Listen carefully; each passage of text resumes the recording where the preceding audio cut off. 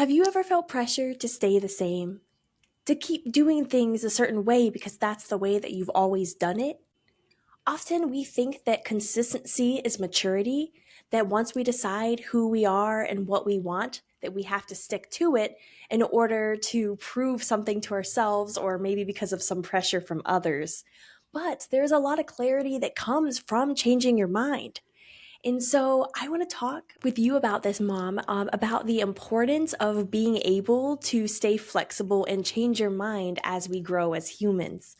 Yes, this is so important because, part of living and being alive is growing and evolving as people. And I think it's so important that we give ourselves permission to evolve and to come into different phases of life where things look different. One of the things that often happens for people when they allow themselves a chance to grow is their willingness to give their energy to certain things, things that where they used to put time and energy toward people or toward goals or toward whatever organizations, things that maybe in the past used to feel like, yes, this is where I can put my energy and feel okay about it.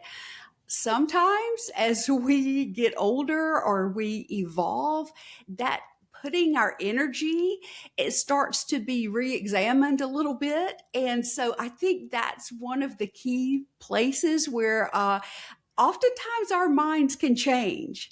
What you're saying makes me think about trying to narrow down who we give our emotional access to, who is taking too much emotional labor from us and draining us. I think, we've all met people who just feel like energy vacuums and just take so much without giving anything back. And so I think it's totally valid to change your mind about who is getting access to you, who you make yourself available for. And just because you have done that with certain people in the past, that does not mean that you have to continue to do so and continue letting in those people who do nothing but take your energy away. In a similar vein, you are also free to change your mind about what you tolerate. And maybe this is character traits in others. Maybe somebody always makes a joke that makes you uncomfortable, but you just kind of laugh it off. Or maybe it refers to a work environment or some role that just drains your energy. But rather than speak up or try to make any change, you've just grown to kind of live with it and let it lie. But although it might be easy in the short term, it kind of eats at your mind a little bit and lets resentment grow. Oftentimes we feel misunderstood, but it feels easier to not correct it and to just let it continue on.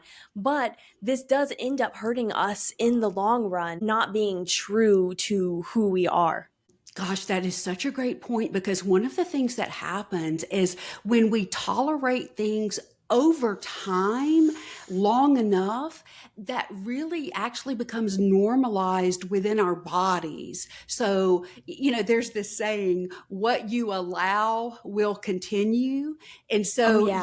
it goes on and on. And so now it almost becomes, the water we're swimming in and is so normalized to us. So I think it's such an important point to remind ourselves that we can change our minds about Mhm. what we are allowing, what we are tolerating around us. And the great thing about this too is it also empowers us to speak up for others around us in our communities or in the larger area to say, I'm not going to tolerate that kind of behavior toward them either. Another thing that we are allowed to change our minds about is how we define success. So often we feel pressure to define success by making a certain amount of money or hitting milestones on time, being a productive person who's always grinding away and participating in hustle culture.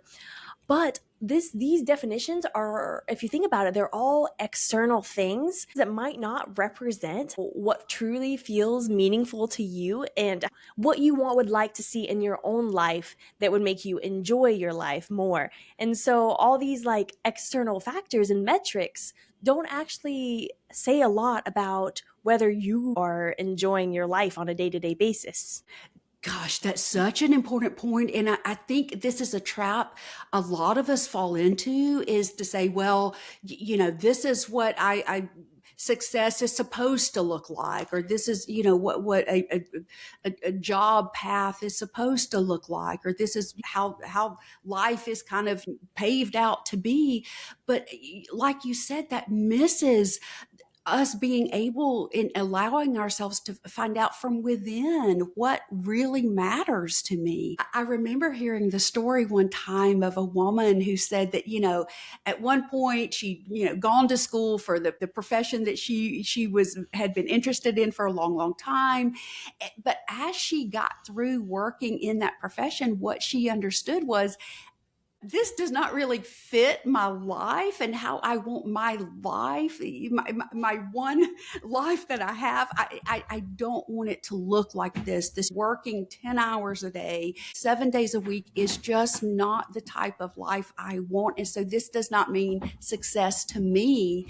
So what she decided is what success looked like for her was creating and finding a position where she could have relaxed mornings, and maybe her first meeting or first project didn't start until around noon, and then she liked to work into the night, and so she was then allowed time to work according to her circadian rhythms. And so all of these little pieces matter. When she was able to say, I might take less of the money or less of the prestige, but what I end up with is a life that feels more true, it could be the greatest piece of success. Oh, I love that so much, and especially relating to the starting your days later thing. That that's a quality of life thing, and of course that differs from person to person. Quality of life can't be these objective metrics made up by outside forces. It does have to come from within. So thank you for bringing that up.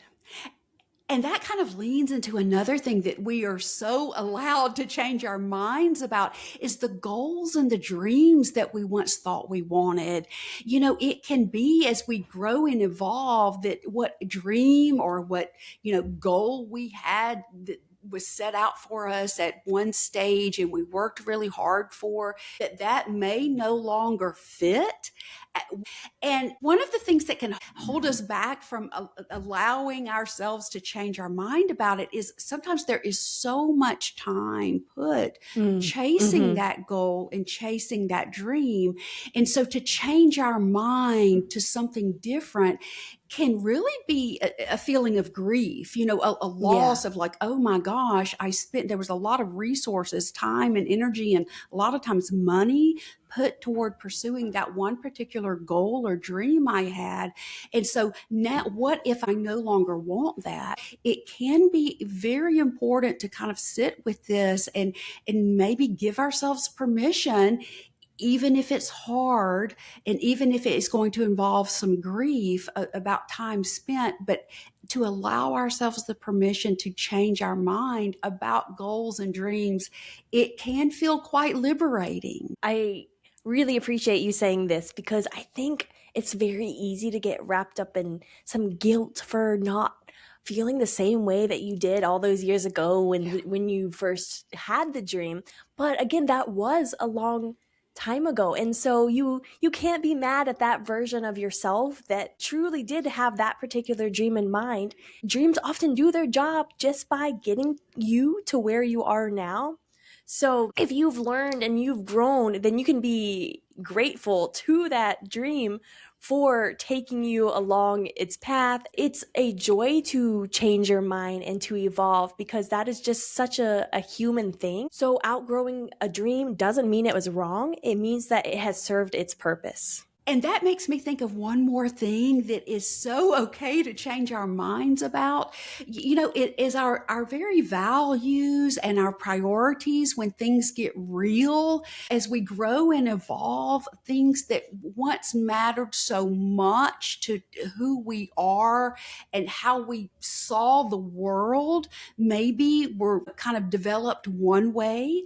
But as we have lived more life and seen more difficult things and have come to know different people who have different experiences, it's so critical that we allow ourselves to change our minds about what are our core values, even what are our priorities in life. I love the idea of different versions of yourself, and you tend to not get more time as you get older. From what I've noticed so far, you get less time. So, with this less time that you have, what matters most for you to keep?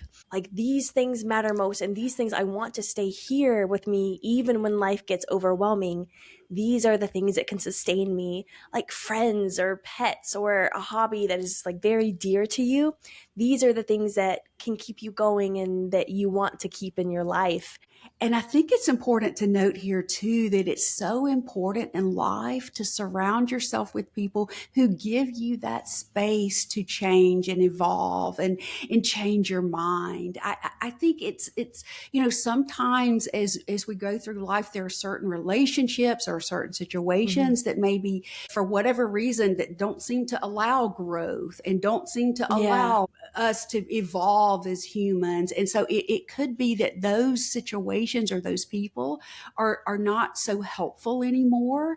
And so to hmm, find people that you can have in your life that give you the space to grow and become more of yourself and to evolve into more of yourself, it really is a gift. And the right people in your life will give you the space to experience that gift of growth and evolution. totally. Because we are not growing alone, we are not walking through life alone. So we are growing and evolving in our relationships and our communities.